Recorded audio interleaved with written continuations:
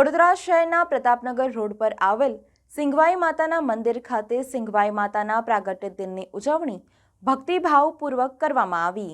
વડોદરાના પ્રતાપનગર રોડ પર આવેલ સિંઘવાઈ માતાના પ્રાગટ્ય દિનની ભક્તિભાવ અને શ્રદ્ધાપૂર્વક ઉજવણી કરવામાં આવી હતી।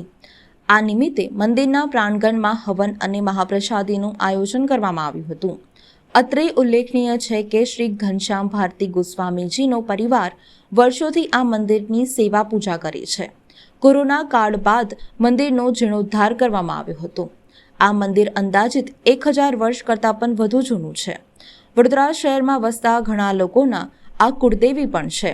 દર રવિવારે લોકો અહીં માનતા પૂરી કરવા પણ આવે છે। વડોદરા શહેરમાં સિંઘવાઈ માતા મંદિર જે દક્ષિણ દિશામાં આવેલું છે, આ મંદિર સિંઘવાઈ માતા મંદિર જે વામથી માતાજી પ્રગટ થયેલા છે એ આજે હજારો વર્ષ પુરાનું મંદિર છે।